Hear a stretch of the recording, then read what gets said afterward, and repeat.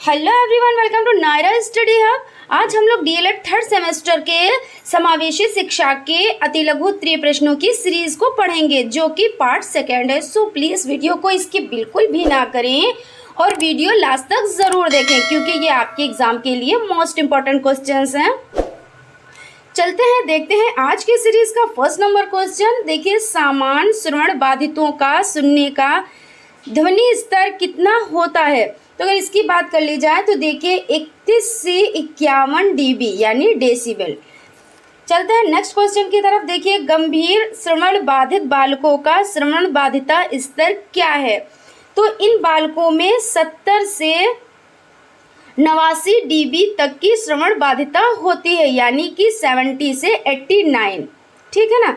फिर चलते हैं नेक्स्ट क्वेश्चन की तरफ। श्रवण बाधितों के वर्गीकरण का आधार क्या होता है। तो इसमें जो श्रवण बाधितों के वर्गीकरण का आधार डेसिबल अंक होता है।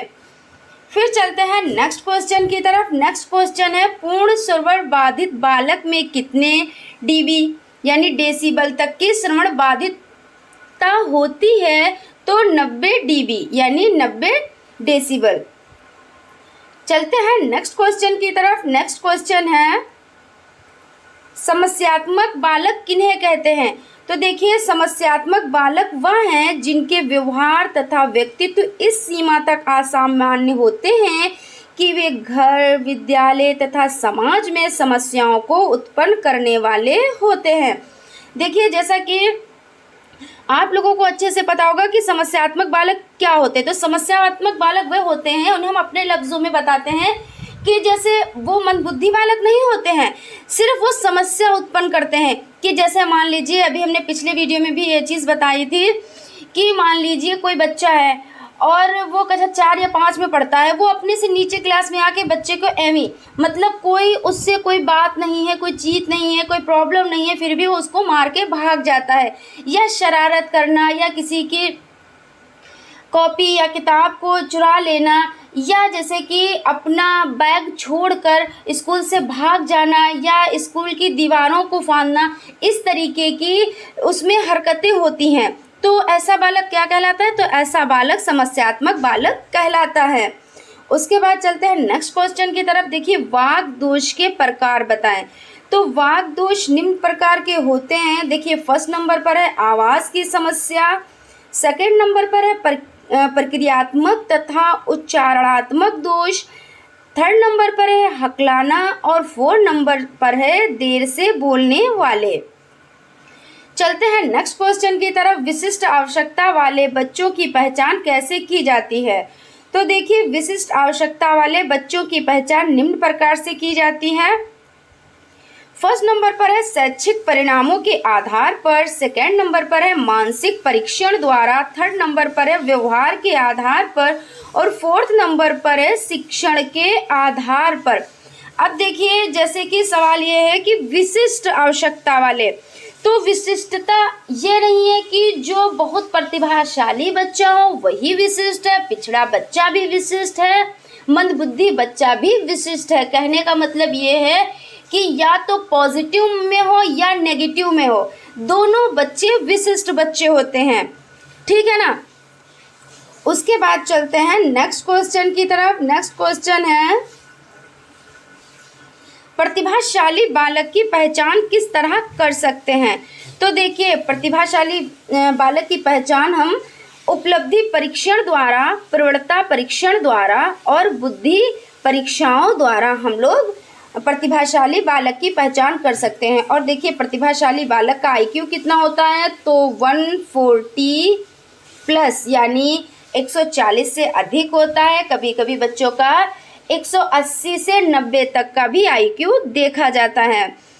देखिए, नेक्स्ट क्वेश्चन की तरफ चलते हैं। विशिष्ट आवश्यकता वाले बच्चों को कितने वर्गों में बांटा जा सकता है। तो देखिए, 4 शैक्षणिक यानी कि विशिष्ट आवश्यकता वाले बच्चों को 4 वर्गों में बांटा जा सकता है, शैक्षिक, सामाजिक, मानसिक तथा शारीरिक विभिन्नता के आधार पर।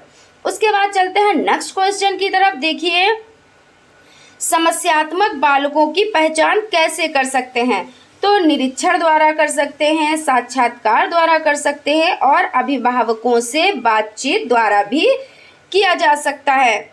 उसके बाद चलते हैं नेक्स्ट क्वेश्चन की तरफ। नेक्स्ट क्वेश्चन है,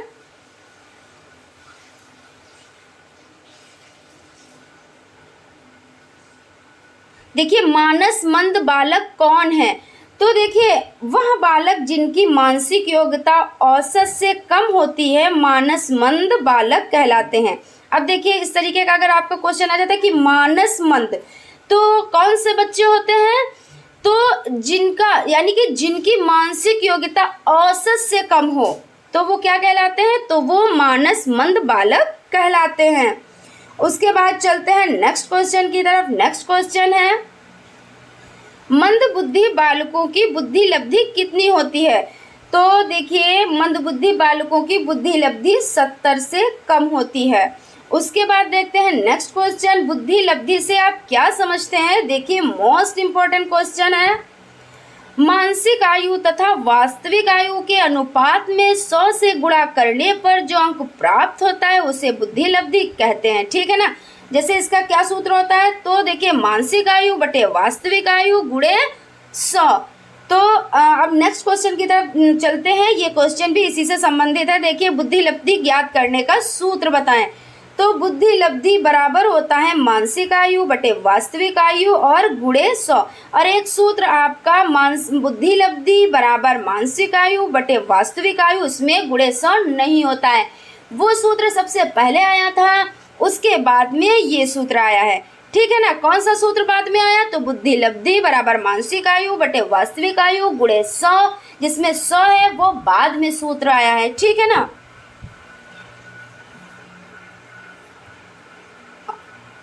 नेक्स्ट क्वेश्चन की तरफ चलते हैं। शैक्षिक रूप से पिछड़े बालक से आप क्या समझते हैं? देखिए वह बालक जिसकी शैक्षिक उपलब्धि 85 से कम हो, वो कौन से बालक होते हैं? तो वो शैक्षिक रूप से पिछड़े बालक होते हैं। उसके बाद चलते हैं नेक्स्ट क्वेश्चन की तरफ। शैक्षिक रूप से पिछड़ेपन को कितने भागों में बांटा जा सकता है? तो देखिए 2 भागों में बांटा जा सकता है। कितने भागों में बांटा जा सकता है? तो 2 भागों में बांटा जा सकता है। कौन कौन से? तो देखिए सामान्य पिछड़ापन और विशिष्ट पिछड़ापन। ठीक है ना। फिर चलते हैं नेक्स्ट क्वेश्चन की तरफ। नेक्स्ट क्वेश्चन है, मंद बुद्धि बालक कितने प्रकार के होते हैं? देखिए मंद बुद्धि बालक जो होते हैं तो वो भी 2 प्रकार के होते हैं। कौन से? देखिए तो फर्स्ट नंबर पर है मंदितमना बालक और धीमी गति से सीखने वाले बालक। और देखिए नेक्स्ट क्वेश्चन की तरफ चलते हैं, मानसिक पिछड़ेपन के आधार क्या हैं? तो देखिए शैक्षिक, सामाजिक और व्यवहारिक। उसके बाद चलते हैं नेक्स्ट क्वेश्चन की तरफ, बुद्धि लब्धि एवं सामाजिक सामर्थ्य को मापने के लिए किन विधियों को अपनाया जाता है? तो देखिए फर्स्ट नंबर पर बुद्धि परीक्षण, सेकेंड नंबर पर समाज मितीय तकनीक, थर्ड नंबर पर अनुकूलित व्यवहार का मापन, फोर्थ नंबर पर व्यवहार निरीक्षण और देखिए फिफ्थ नंबर पर व्यक्त इतिहास विधि और देखिए 6 नंबर पर संचयी अभिलेख। अब चलते हैं नेक्स्ट क्वेश्चन की तरफ। नेक्स्ट क्वेश्चन है, अभिवृत्ति क्या है? तो देखिए अभिवृत्ति किसी मनोवैज्ञानिक वस्तु से संबंधित धनात्मक या ऋणात्मक प्रभाव की मात्रा है। चलते हैं नेक्स्ट क्वेश्चन की तरफ, गणितीय ब्रेल कोड का क्या तात्पर्य है?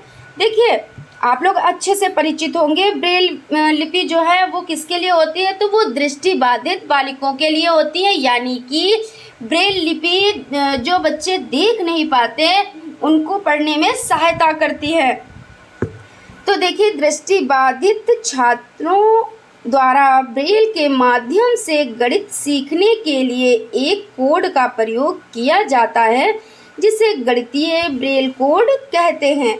ठीक है ना। देखिए आसान भाषा में कि जिससे जो दृष्टिबाधित बालक होते हैं और गणितीय ज्ञान प्राप्त करते हैं उसे गणितीय ब्रेल कहते हैं, है ना।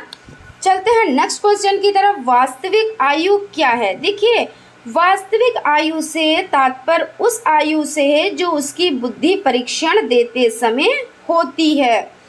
फ्रेंड्स, आगे बढ़ने से पहले अगर आप हमारे चैनल पर नए हैं तो प्लीज़ चैनल को सब्सक्राइब ज़रूर कर लें और बेल आइकन को भी ज़रूर प्रेस कर दें, जिससे आने वाली वीडियोस आप तक पहुंच सके। चलते हैं नेक्स्ट क्वेश्चन की तरफ। बुद्धि परीक्षण कितने प्रकार के होते हैं?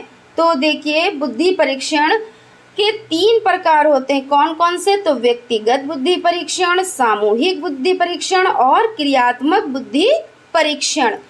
उसके बाद चलते हैं, देख लेते हैं ब्रेल लिपि क्या है। देखिए, ब्रेल लिपि उभरे हुए 6 बिंदुओं की ऐसी लिपि है जिससे स्पर्श द्वारा पढ़ा लिखा जाता है। अब देखिए, क्या ब्रेल लिपि से सामान्य बालक पढ़ते हैं? नहीं। देखिए, जो दृष्टि बाधित बालक होते हैं, बालिका होती हैं, उनको ब्रेल लिपि द्वारा पढ़ाया जाता है। ठीक है ना, ये चीज़ आप लोग अच्छे से याद रखिएगा। निर्देशन क्या है? निर्देशन एक व्यक्तिगत कार्य है जिसके द्वारा शिक्षार्थी को उसकी समस्याओं का समाधान करने के लिए प्रेरित किया जाता है। ठीक है ना। उसके बाद देखिए परामर्श, इसके बारे में भी हम फर्स्ट वीडियो और सेकंड वीडियो में चर्चा कर चुके हैं कि हम लोगों ने डिटेल में इसको पढ़ा था, निर्देशन को और परामर्श को। ठीक है ना। देखते हैं, देखिए परामर्श से क्या तात्पर्य है। परामर्श को स्वयं समायोजन की ऐसी प्रक्रिया माना जा सकता है जिसमें परामर्श लेने वाले को इस तरह सहायता दी जा सके कि वह पहले से अधिक स्वयं निर्देशित एवं स्वयं उत्तरदायी बन सके। ठीक है ना।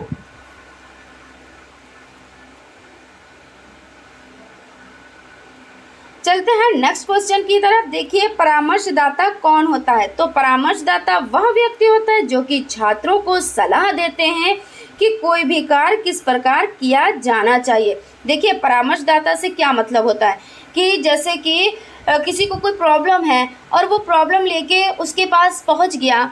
मान लीजिए, जैसे कि हम ये एग्जाम्पल आप लोगों को बता चुके हैं, फिर से आप रिपीट कर रहे हैं कि देखिए, जैसे कोई टीचर है और कोई स्टूडेंट है, तो वो स्टूडेंट परेशान है कि इसके एग्ज़ाम आने वाले हैं, तो वो अब ये सोच रहा है हम कैसे पढ़ाई करें, कौन से नोट्स हम पढ़ें, कौन सी बुक पढ़ें जिससे हम अच्छा स्कोर कर पाएँ। तो क्या होता है, परामर्शदाता उसे परामर्श देता है, यानी कि शिक्षक परामर्श देता है कि आप इस तरीके की ये बुक पढ़ें, इस टाइम टेबल से पढ़ें। लेकिन क्या होता है, जिसको परामर्श दिया जाता है वो उसको कंप्लीट करता है, ना कि परामर्शदाता। परामर्शदाता का इतना ही काम होता है कि वो परामर्श देता है। ठीक है ना। लेकिन उसको कंप्लीट कौन करता है? जो उसको सुनता है। यानी कि टीचर अगर छात्र से या स्टूडेंट से जैसे कह रहा है कि आप ऐसे करो, तो स्टूडेंट को ही उसको कंप्लीट करना होगा, ना कि टीचर को। ठीक है ना। आशा करती हूँ आप लोगों को बहुत अच्छे से समझ में आ गया होगा। अगर कोई चीज़ नहीं समझ आती है तो प्लीज़ आप लोग कमेंट्स ज़रूर करें, या कोई भी प्रॉब्लम है सब्जेक्ट को लेकर तो आप लोग कमेंट बॉक्स में कमेंट ज़रूर करें, हम उसका रिप्लाई आप लोगों को ज़रूर से ज़रूर देंगे। चलते हैं नेक्स्ट क्वेश्चन की तरफ। परामर्श के रूप बताएं। देखिए, संकटकालीन परामर्श, उपचारात्मक परामर्श, निवारक परामर्श और रचनात्मक परामर्श।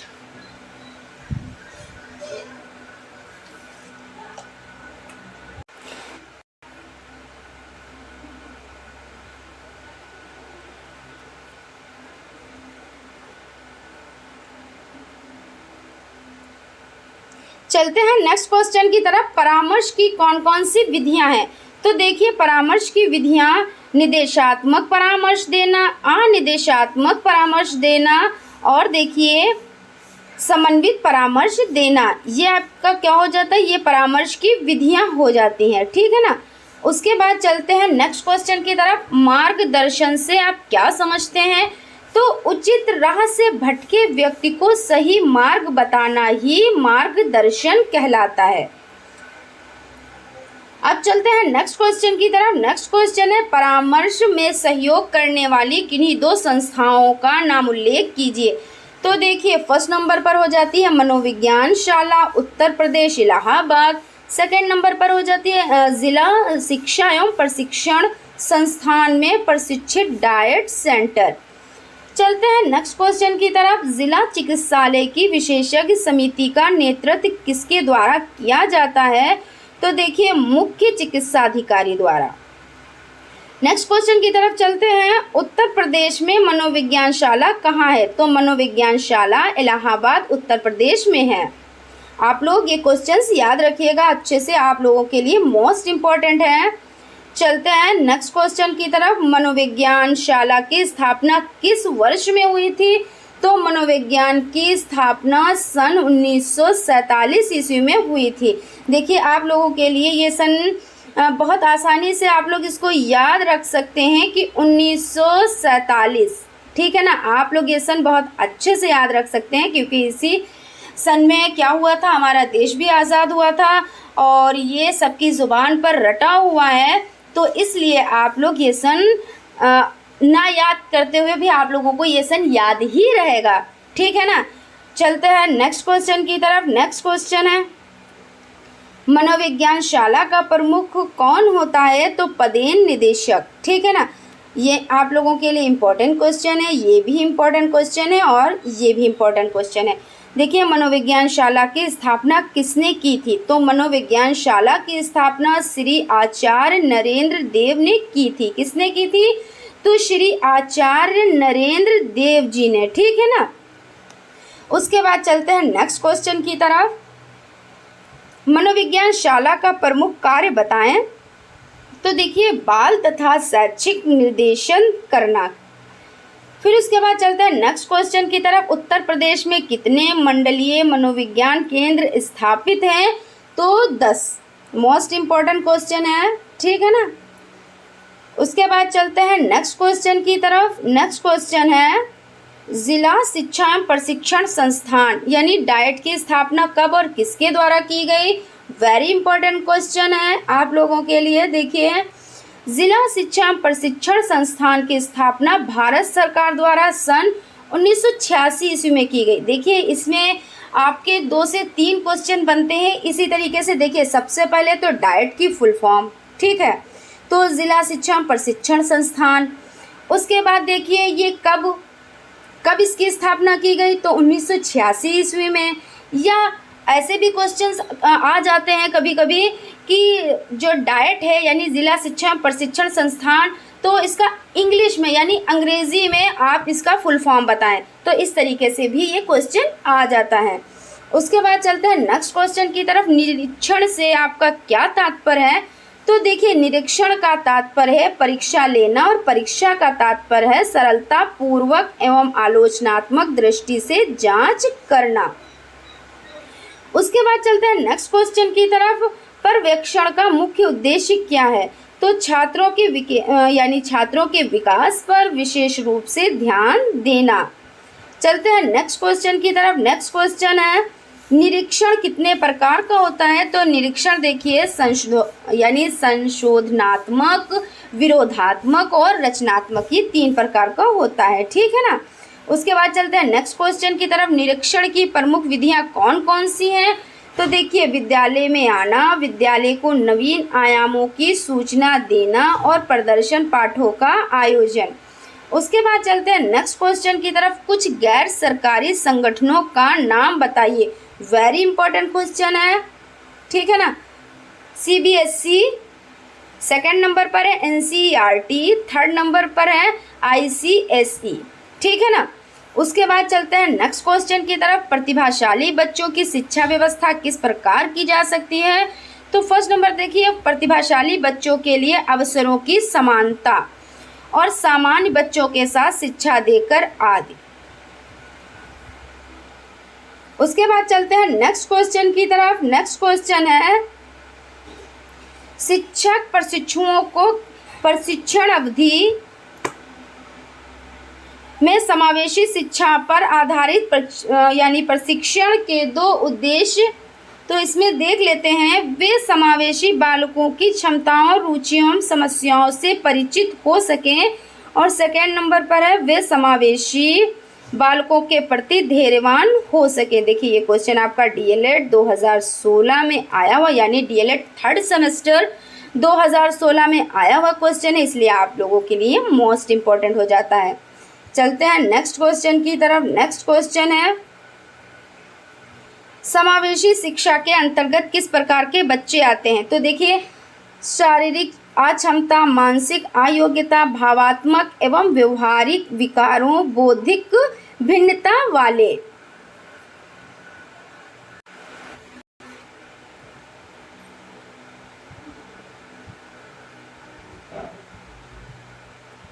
चलते हैं नेक्स्ट क्वेश्चन की तरफ। नेक्स्ट क्वेश्चन है, सामान्य बच्चों में कौन कौन सी मानसिक भिन्नताएं होती हैं?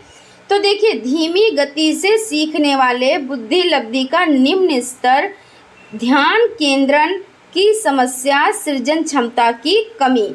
ठीक है ना। उसके बाद चलते हैं नेक्स्ट क्वेश्चन की तरफ। सामान्य बच्चों की दो विशेषताएं बताएं। तो देखिए, बुद्धि सामान्य होती है तथा वह शारीरिक एवं मानसिक रूप से परिपक्व होते हैं। यानी कि देखिए, सामान्य बच्चे कौन होते हैं? तो जिनकी बुद्धि सामान्य होती है। प्रतिभाशाली बच्चे कौन होते हैं? तो प्रतिभाशाली बच्चे उन बच्चों को कहते हैं जो मान लीजिए क्लास में सबसे आगे हों, जो सबसे पहले वर्क करके दे दें, जो अपनी कक्षा से अगली कक्षा का वर्क भी कर लें, वो कौन से बच्चे कहलाते हैं? तो प्रतिभाशाली बच्चे कहलाते हैं। जो बच्चे अपनी कक्षा का वर्क अच्छे से कंप्लीट कर लें, वो बच्चे कौन से कहलाते हैं? तो वो सामान्य बच्चे कहलाते हैं। और जो बच्चे अपनी कक्षा को तो छोड़ के अपने से नीचे कक्षा का वर्क अच्छे से ना कर पाए, मतलब ना कर पाए, तो वो कौन से कहलाते हैं बच्चे? तो वो देखिए, वो पिछड़े बच्चे कहलाते हैं। ठीक है ना। चलते हैं नेक्स्ट क्वेश्चन की तरफ। पिछड़े बच्चों से आपका क्या अभिप्राय है? देखिए, जो अपने कार्य में अपने समान साथियों से पीछे। देखिए, सिंपल सी इसकी परिभाषा है कि पिछड़े बच्चे से, यानी पिछड़े बच्चों से क्या अभिप्राय है। देखिए, मोस्ट इंपॉर्टेंट क्वेश्चन है आपका। इस तरीके के क्वेश्चन आपके पेपर में आते हैं और ज़रूर से ज़रूर आते हैं। जैसे प्रतिभाशाली बच्चे हो गए, पिछड़े बच्चे हो गए, सामान्य बच्चे हो गए, और देखिए बुद्धि लब्धि का सूत्र हो गया। आप लोगों के ये क्वेश्चन इनमें से आपके आने हैं तो आने हैं। ठीक है ना। ये आप लोगों के लिए मोस्ट इम्पोर्टेंट है, इसलिए आप लोग बहुत अच्छे से इन क्वेश्चंस को याद रखिएगा। तो देखिए, बहुत सिंपल सी है भाषा, यानी परिभाषा की पिछड़े बच्चे, यानी पिछड़े बच्चों से आपका क्या अभिप्राय है? तो जो अपने कार्य में अपने सामान्य साथियों से पीछे रहते हैं। ठीक है ना। कई बार ये बात मैं रिपीट कर चुकी हूँ कि जो अपनी ही कक्षा में निम्न स्तर में होते हैं, और प्रतिभाशाली जो सबसे उच्च होते हैं, और पिछड़े बच्चे जो सबसे निम्न होते हैं, वर्क करने में बहुत स्लो, इनका मतलब स्लो मोशन होता है। ठीक है ना। आप इस तरीके से भी इसको याद रख सकते हैं और अपने लफ्ज़ों में आप लिख सकते हैं। उसके बाद चलते हैं नेक्स्ट क्वेश्चन की तरफ। बच्चे की वास्तविक आयु की गणना से संबंधित सूत्र लिखिए। तो देखिए, वास्तविक आयु बराबर मानसिक आयु और देखिए बटे बुद्धि लब्धि और गुणे 100। आप लोग इसको अच्छे से ध्यान में रखिएगा। ठीक है ना। क्या है? तो वास्तविक आयु बराबर मानसिक आयु बटे बुद्धि लब्धि और गुणे 100। ये किसका सूत्र है? तो बच्चे की वास्तविक आयु की गणना से संबंधित सूत्र है। चलते हैं नेक्स्ट क्वेश्चन की तरफ। आंशिक रूप से शारीरिक अक्षम बच्चों के सभी प्रकार लिखें। तो देखिए, दृष्टि बाधित हो जाते हैं, वाणी बाधित हो जाते हैं, श्रवण बाधित हो जाते हैं और अस्थि बाधित हो जाते हैं। उसके बाद चलते हैं नेक्स्ट क्वेश्चन की तरफ। देखिए, मध्यम रूप से दृष्टि बाधित व्यक्तियों के नेत्रों के देखने की क्षमता कितनी होती है? तो देखिए, 20/70 से 20/200। फिर चलते हैं नेक्स्ट क्वेश्चन की तरफ। वाक दोष का अर्थ स्पष्ट कीजिए। तो जब बालक अपने भावों या विचारों को शब्दों के माध्यम से स्पष्ट रूप से नहीं प्रकट कर पाता तो क्या होता है? तो उसमें वाक दोष होता है। इसीलिए स्पष्ट, यानी कि अपने भावों में स्पष्ट रूप से किसी के सामने प्रकट नहीं कर पाता है। कुछ बच्चों को आपने देखा होगा, वो बात करने में झिझक करते हैं, हकलाते हैं, इस तरीके के, है ना। उसके बाद चलते हैं नेक्स्ट क्वेश्चन की तरफ। नेक्स्ट क्वेश्चन है, अस्थि बाधित बच्चों की पहचान से संबंधित लक्षण लिखिए। तो मेरुरज्जु का वक्र होना, विकृत नितंब, पांव फिरना, दैनिक क्रियाओं में समस्या आना, हाथ पैर या शरीर के किसी अंग का विकृत होना। उसके बाद देख लेते हैं नेक्स्ट क्वेश्चन। असुविधा संपन्न समूह के अंतर्गत किस समूह के बच्चे आते हैं? तो गरीब, अनाथ, श्रमिक आदि बच्चे आते हैं। उसके बाद चलते हैं नेक्स्ट क्वेश्चन की तरफ। नेक्स्ट क्वेश्चन है,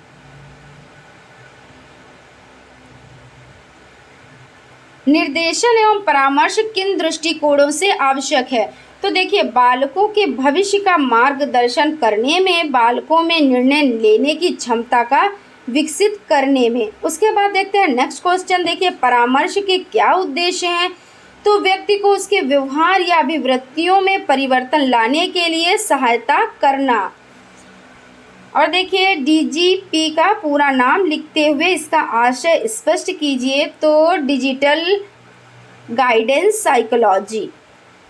उसके बाद चलते हैं नेक्स्ट क्वेश्चन की तरफ। नेक्स्ट क्वेश्चन है, पर्यवेक्षण क्यों आवश्यक है, स्पष्ट कीजिए। तो देखिए, विद्यालय की गतिविधियों का मूल्यांकन करने में तथा अध्यापकों की कार्यकुशलता बढ़ाने में। फिर चलते हैं नेक्स्ट क्वेश्चन की तरफ। अन्वेषण विधि की खोज किसने की? तो अन्वेषण विधि की खोज प्रोफेसर H.E. आर्मस्ट्रॉन्ग ने की। उसके बाद चलते हैं नेक्स्ट क्वेश्चन की तरफ। 50 से 60 बुद्धि लब्धि वाले बच्चों को किस श्रेणी में रखा जाता है? तो इनको मूर्ख, यानी जिनकी बुद्धि लब्धि 50 से 60 हो तो उनको किस श्रेणी में रखा जाता है? तो मूर्ख। फिर देखिए, वाणी बाधित बच्चे कौन से होते हैं? तो ऐसे बालकों को वाक विकलांग कहा जाता है, जैसे हकलाना हो गया, तुतलापन हो गया, धीरे धीरे अटक कर बोलना हो गया, नाक के सुर में बोलना इत्यादि, इसे वाणी दोष कहते हैं। उसके बाद चलते हैं नेक्स्ट क्वेश्चन की तरफ। श्रवण विकलांगता के कितने प्रकार होते हैं? तो श्रवण विकलांगता के 4 प्रकार होते हैं। कितने प्रकार होते हैं? तो 4 प्रकार, ठीक है ना। फिर चलते हैं नेक्स्ट क्वेश्चन की तरफ। अल्फ्रेड बिने ने पहला बुद्धि परीक्षण कब किया था? तो देखिए, अल्फ्रेड बिने ने अपना पहला बुद्धि परीक्षण वर्ष 1905 ईस्वी में किया था। ये आपका मोस्ट इम्पॉर्टेंट क्वेश्चन है, ठीक है ना। फिर बुद्धि परीक्षण हेतु निर्धारित सूत्र लिखिए। तो देखिए, बुद्धि लब्धि का जो ये सूत्र है, देखिए, बुद्धि लब्धि बराबर मानसिक आयु बटे वास्तविक आयु और गुणे 100। आप लोग ये देखिए कमेंट बॉक्स में कमेंट करें कि जो ये सूत्र है, बुद्धि लब्धि बराबर मानसिक आयु बटे वास्तविक आयु, इसमें 100 नहीं लगा है, ये इसको किसने बनाया, यानी इसको किसने दिया? आप लोग कमेंट बॉक्स में कमेंट करें। परामर्श की 2 विधियों के नाम लिखिए। तो फर्स्ट नंबर पर हो जाता है निर्देशात्मक परामर्श और सेकंड नंबर पर हो जाता है अनिर्देशात्मक परामर्श। फिर चलते हैं नेक्स्ट क्वेश्चन की तरफ। पर्यवेक्षण के कोई 2 प्रकार लिखिए। तो देखिए, निरीक्षणात्मक अथवा संशोधात्मक पर्यवेक्षण। यह पर्यवेक्षण का परंपरागत स्वरूप है। इसमें पर्यवेक्षण अधिकारी सर्वज्ञाता माना जाता है तथा पर्यवेक्षण का मुख्य उद्देश्य केवल त्रुटियों का पता लगाना होता है। नियंत्रणात्मक पर्यवेक्षण। तो नियंत्रणात्मक पर्यवेक्षण प्रधानाध्यापक एवं शिक्षकों की कठिनाइयों को जानने के लिए होता है। पर्यवेक्षण शिक्षकों की कठिनाइयों के निराकरण में सहयोग देता है।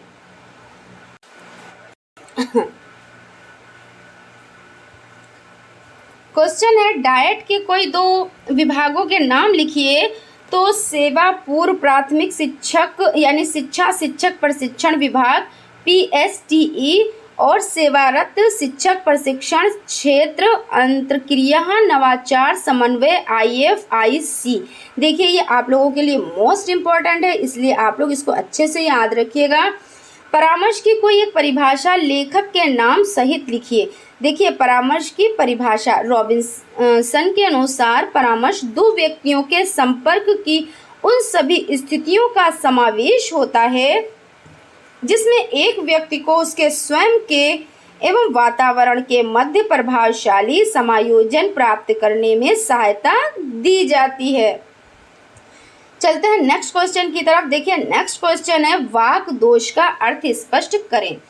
तो देखिए, वाक दोष, विकलांग बालकों में वाणी दोष वाले बालक भी बहुत होते हैं। वाणी दोष वाले बालक या तो ठीक प्रकार से बोल नहीं पाते अथवा उनके द्वारा बोली गई बात श्रोता भली भांति समझ नहीं पाते अथवा देर से समझते हैं। बोलने के दोष प्रमुख हैं। फर्स्ट नंबर पर है उच्चारण संबंधी दोष, सेकंड नंबर पर है देर से बोलने के दोष, थर्ड नंबर पर है हकलाना, फोर्थ नंबर पर है ओष्ठ विकृति, 5 नंबर पर है आवाज की समस्या और 6 नंबर पर है श्रवण विकृति। ठीक है ना।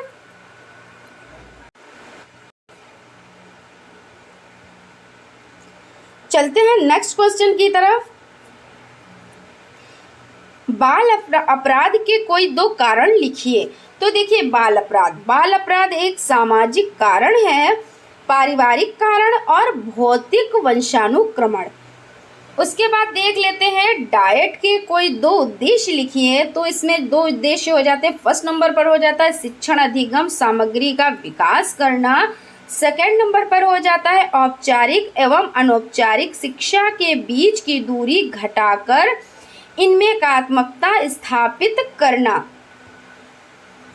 उसके बाद चलते हैं नेक्स्ट क्वेश्चन की तरफ। नेक्स्ट क्वेश्चन है विद्यालय पर्यवेक्षण के क्षेत्र बताइए। तो पर्यवेक्षण की निदानात्मक भूमिका, सेकंड नंबर पर है पर्यवेक्षण की मार्गदर्शन संबंधी भूमिका। फिर चलते हैं नेक्स्ट क्वेश्चन की तरफ। नेक्स्ट क्वेश्चन है निरीक्षण प्रणाली में सुधार के कोई 2 सुझाव लिखिए। तो देखिए सरकारी निरीक्षक विद्यालय के अभिलेखों, सरकारी अनुदान के उचित प्रयोग, वित्तीय मामलों की व्यवस्था तथा सरकारी निर्देशों के पालन के अतिरिक्त शैक्षिक कार्यक्रम की भांति जांच करें। सेकंड नंबर पर हो जाता है निरीक्षकों की नियुक्ति करते समय उनकी योग्यता एवं अनुभवों को ध्यान में रखा जाना चाहिए। देखिए क्वेश्चन है अधिगम अक्षमता वाले बालकों के 2 प्रकार बताइए। तो सामान्य अधिगम अक्षमता, जटिल अधिगम अक्षमता। उसके बाद चलते हैं नेक्स्ट क्वेश्चन की तरफ। नेक्स्ट क्वेश्चन है धीमी गति से सीखने के कौन कौन से कारण हैं।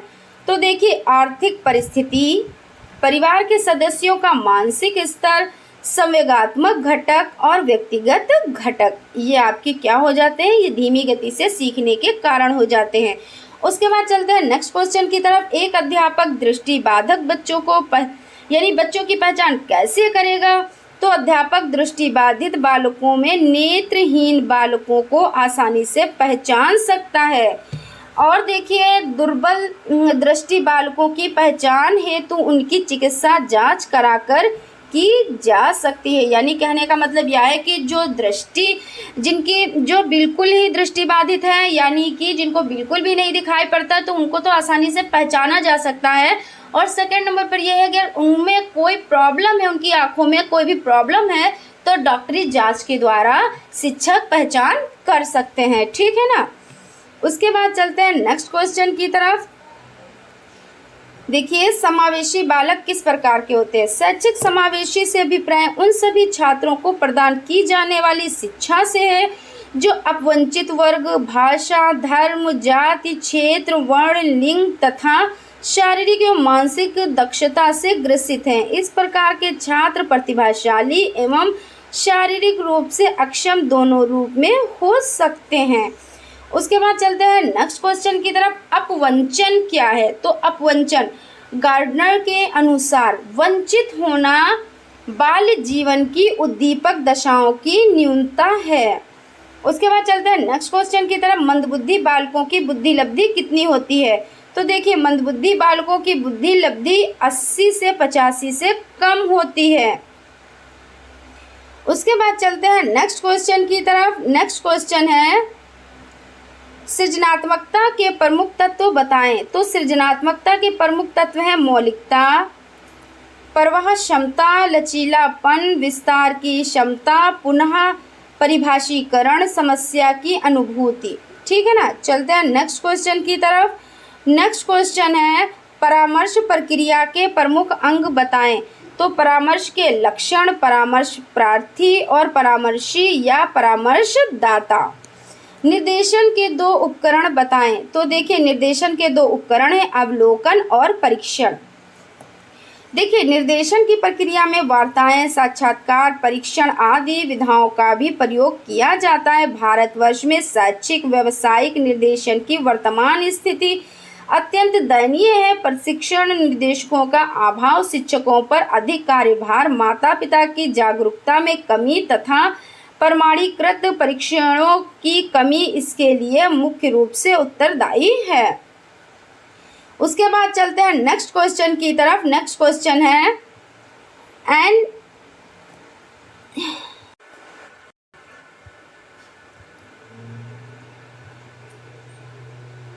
क्वेश्चन है, देखिए, and unreleased curriculum for rapid learners पुस्तक के लेखक कौन है? ये आप लोगों के लिए मोस्ट इम्पॉर्टेंट है, आप लोग इसे अच्छे से याद रखिएगा। देखिए, हॉलिंगवर्थ। उसके बाद चलते हैं नेक्स्ट क्वेश्चन की तरफ। देखिए, पिछड़े बालकों की 2 विशेषताएं बताइए। तो पिछड़े बालक की निम्नलिखित विशेषताएं पाई जाती हैं: सीखने की धीमी गति, जीवन में निराशा का अनुभव, समाज विरोधी कार्यों की प्रवृत्ति, व्यवहार संबंधी समस्याओं की अभिव्यक्ति, जन्मजात योग्यताओं की तुलना में कम शैक्षिक उपलब्धि, समान शिक्षण विधियों द्वारा शिक्षा ग्रहण करने की विफलता। तो देखिए, इसमें 2 विशेषताएं पूछी गई हैं। आप इनमें से कोई सी भी 2 विशेषताएं लिख देंगे तो आपको पूरे नंबर प्रोवाइड हो जाएंगे। और अगर लघु उत्तरीय में आ जाता है तो आप ये जितने 6 नंबर तक दिए हुए हैं, आप लोग इसको लिख के इसको थोड़ा सा डिटेल में भी लिख सकते हैं। आप लोगों को 2 नंबर अच्छे से प्रोवाइड हो जाएंगे। इसका मतलब ये है कि आपका देखिए अति लघु उत्तरीय टाइप भी ये क्वेश्चन आपका कंप्लीट हो जाता है और लघु उत्तरीय टाइप भी क्वेश्चन आपका कंप्लीट हो जाता है। उसके बाद चलते हैं नेक्स्ट क्वेश्चन की तरफ। मंदबुद्धि बालकों के शिक्षक के 2 दोष बताएं। तो देखिए, शैक्षिक रूप से पिछड़े बच्चों की शिक्षा व्यवस्था निम्न बिंदुओं पर की जा सकती है। शिक्षक को विषय वस्तु धीमी गति से तथा बार बार दोहराते हुए पढ़ाना चाहिए। शिक्षक को बालकों की सहायता, परामर्श तथा निर्देशन के लिए तैयार रहना चाहिए। सहानुभूति व्यवहार द्वारा व्यावसायिक परीक्षण देना, विशेष विद्यालयों की व्यवस्था, श्रव्य दृश्य साधनों का प्रयोग, आत्मविश्वास में वृद्धि कराकर विशेषज्ञों द्वारा शिक्षा। चलते हैं नेक्स्ट क्वेश्चन की तरफ। 2 बुद्धि परीक्षणों के नाम बताएं। तो देखिए, फर्स्ट नंबर पर हो जाता है पोर्टियस भूल भुलैया परीक्षण, सेकेंड नंबर पर हो जाता है printer Patterson performance test, third number पर हो जाता है विनय साइमन बुद्धि परीक्षण और 4th नंबर पर हो जाता है स्टैनफोर्ड संशोधित विनय परीक्षण।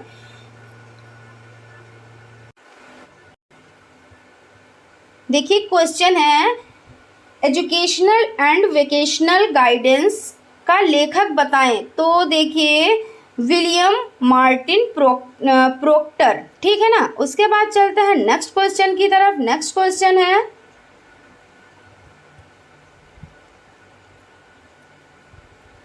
रेविन्स प्रोग्रेसिव मैट्रिक्स क्या है। तो देखिए, रेविन्स प्रोग्रेसिव मैट्रिक्स इन परीक्षण में अनेक मैट्रिसेस हैं जो एक दूसरे से अधिक कठिनाई होती है। ये रेखा गणितीय आकृति और डिज़ाइन में होती हैं। 1956 ईस्वी के परीक्षण में संशोधित संस्करण में 5 भाग होते हैं, प्रत्येक भाग में 12 पद हैं। वर्तमान समय में इनके 3 संस्करण हैं। उसके बाद नेक्स्ट क्वेश्चन, यानी कि आज की सीरीज का आपका लास्ट क्वेश्चन है। यहाँ से आपके अति लघु उत्तरीय टाइप क्वेश्चन कंप्लीट हो जाते हैं। नेक्स्ट वीडियो में हम आप लोगों के लिए जो लघु उत्तरीय टाइप क्वेश्चन होंगे और वो भी मोस्ट इम्पॉर्टेंट क्वेश्चन होंगे, उसकी सीरीज हम आप लोगों के लिए लेकर आएंगे। देखिए, बिने ने साइमन के सहयोग से सर्वप्रथम कब बुद्धि परीक्षण तैयार किया। तो बिने ने साइमन के सहयोग से सर्वप्रथम जो बुद्धि परीक्षण तैयार किया वो 1905 ईस्वी में, ठीक है ना। तो फ्रेंड्स, आज यहीं तक हमारा वीडियो आप लोगों को कैसा लगता है प्लीज़ कमेंट ज़रूर करें। हमारे चैनल को लाइक करें, सब्सक्राइब करें और बेल आइकन को भी ज़रूर दबा दें, जिससे आने वाली वीडियोस आप तक पहुंच सकें। Thank you.